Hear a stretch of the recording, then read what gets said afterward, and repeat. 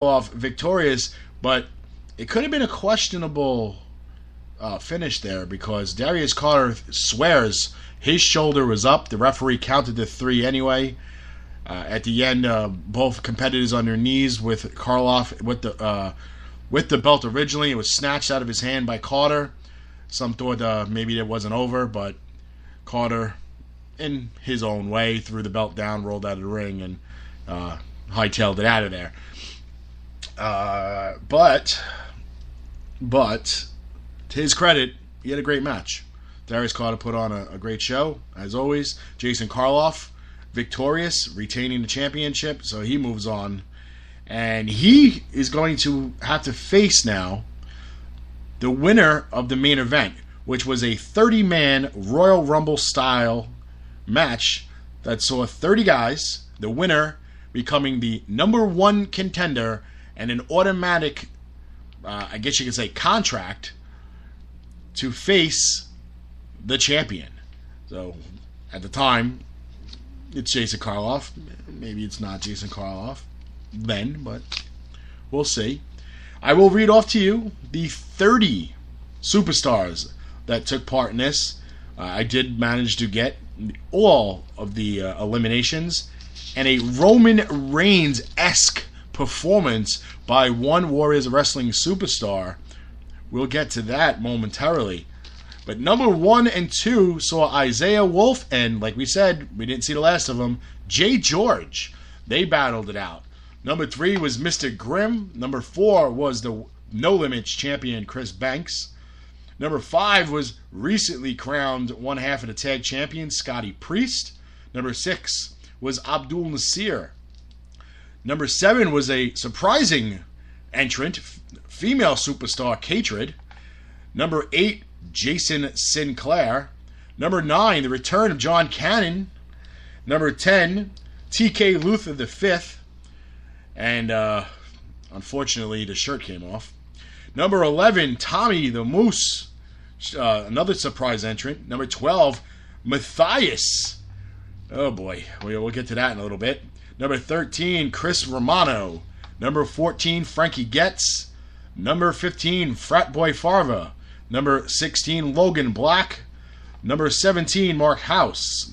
Number 18, the other half of the newly crowned tag champions, Jose Salvador. Number 19, Atticus Bolt. Number 20, Juba. Number 21, Chris Benet. Number 22, Chris Steeler. Number 23, Raymond Daniel. Number 24, Sonny Kiss. Number 25, the boss, Joey B. Number 26, Marcus Marquis. Number 27, Mike Law. Number 28, Andros the Greek. Number 29, Joey Ace. And last but not least, number 30, Tony Booze. And we were talking about a Roman Reigns-esque performance. Logan Black eliminated 10 superstars. He eliminated Jay George. He eliminated John Cannon, Chris Romano, Frat Boy Farva, Mark House, Jose Salvador, Atticus Bolt, Sonny Kiss, Mike Law, and Tony Booze. In the end, the last 2 in the ring were Juba and Logan Black. But in the end, only one man can win one of these contests. And the number 1 contender, winner of this Royal Rumble style Battle Royal, the survivor of 30 men, is Juba. That's right, the big man. Victorious, eliminating Logan Black is his last guy. But you have to give credit to what credit is due. Logan Black was an absolute monster, a beast in this match. And like we said, 10 eliminations. We did have an elimination that took place without the aid of anybody. Matthias eliminated himself when a penny was brought to his attention and then thrown out of the ring. He then jumped over the top rope in desperate search of that penny. So That was definitely entertaining. I thought it was funny as hell though. But some impressive elimination. Frat Boy Farver eliminating Tommy the Moose. I thought that was pretty impressive. Tommy the Moose is a big man.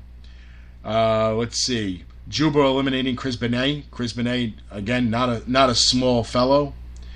Chris Steeler eliminating Joey B.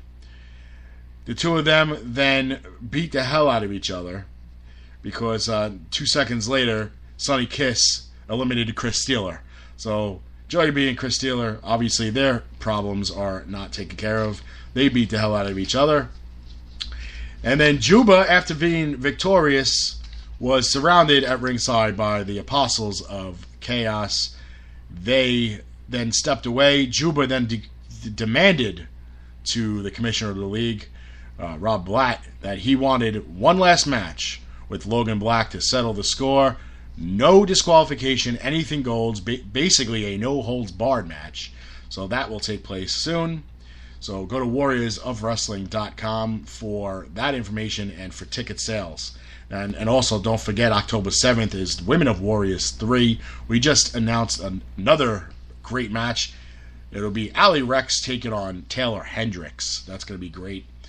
So that was your Warriors of Wrestling card that also featured Simon Gotch and the WWE legend King Kong Bundy.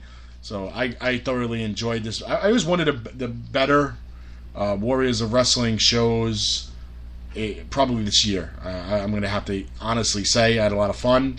It was pretty damn entertaining from the first bell to the final bell. So great job to all the roster members, to Joey B, Logan Black, Rob Blatt, and everybody. Look forward. I'm looking forward. I want to watch that Royal Rumble match again. So I'll be checking out that DVD when it comes out. And don't forget, all the women's show DVDs are available at all the shows. And we said next month, go to warriorswrestling.com now for next month's show featuring Madison Rayne and former WWE star Chavo Guerrero. I think current Lucha Underground star Chavo Guerrero. So check that out. Let's see. Move on the docket here. Let's talk a little bit. Let's talk a little Great Balls of Fire. Okay. Everybody's all hyped up about this Samoa Joe versus Brock Lesnar for the Universal Championship match.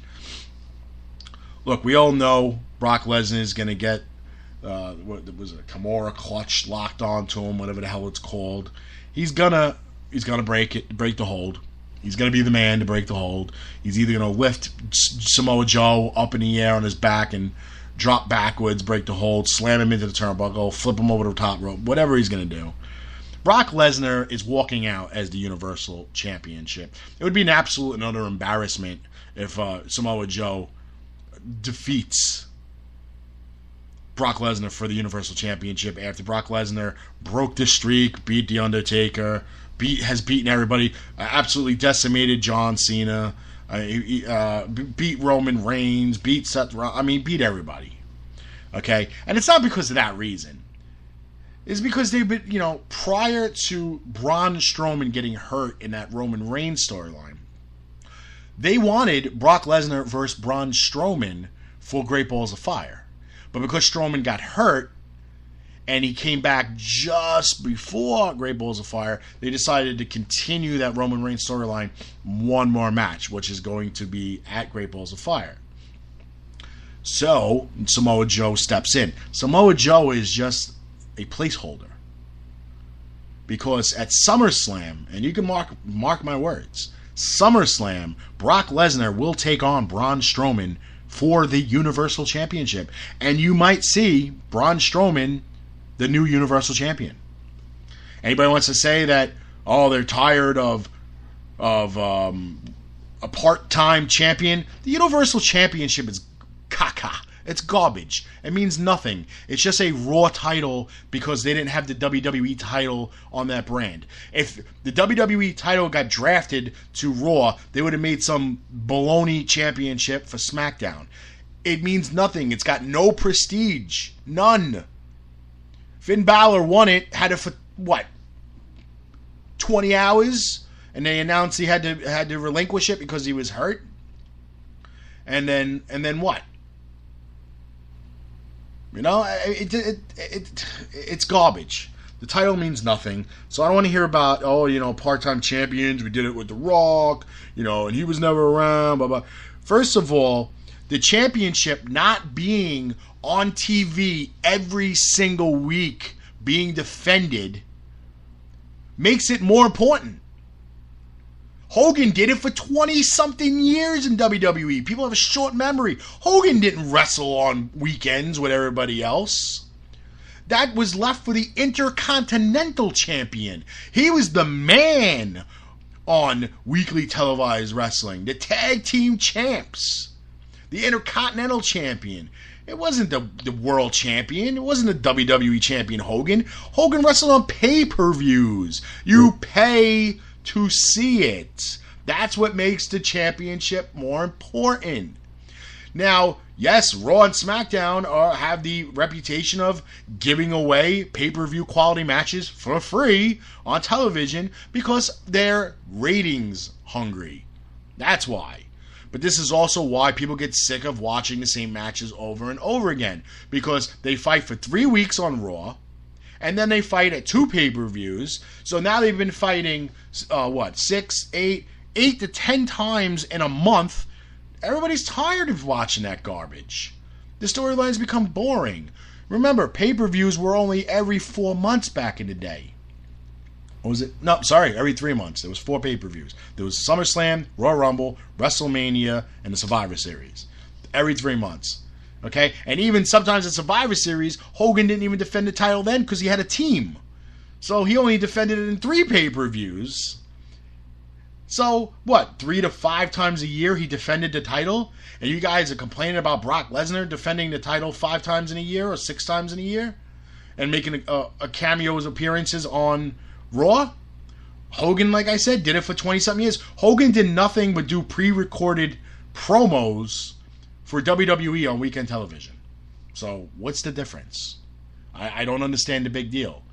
It makes you want to see Brock Lesnar, the championship, the defense. It makes you want it. And if you want it because you're craving it, because you haven't seen it, that makes the championship more important. When you watch it every single week over and over and over again at every pay-per-view, it becomes boring, repetitive. Nobody wants to see it. Nobody cares. There's too many championships to begin with. You have your Universal Championship, which they're trying to bill as more important than the WWE brand title. It's listed first on their damn website. Okay? You have your Universal. You have the WWE Champion. You have the Intercontinental Champion. You have the United States Champion, which is now AJ Styles, by the way. He defeated Kevin Owens on the house show at Madison Square Garden this past week. Okay? Actually, it was Friday. So you got those 4 titles. You have the tag team titles. You have the SmackDown tag team titles. That's 7. You have the Women's SmackDown. You have the Women's Raw. That's now 9. 9. Okay? Then if you add in the Cruiserweight Championship, that's 10. You have the NXT Tag Titles and the NXT Championship. That's 12. And if you want to throw in the United Kingdom Championship, that's 13 championships. 13 championships for one company. I don't personally count the UK title or NXT, so if you want to take those off, that's still way too many championships. They mean nothing now. You might as well hand out belt buckles. I mean, yeah, go to JCPenney's, get a belt for for $39.99. There you go. Just hand those out. Just put WWE logo buckles on them. I mean, it doesn't matter. Everybody's a champion. It's like Oprah. Everybody's a champion. You're a champion. You're a champion. Everybody's a champion. Look under your seat. There's a belt. It's garbage. So stop complaining. You complain when the title's being defended every single week and it gets boring watching them fight the same person over and over again. Now we're listening to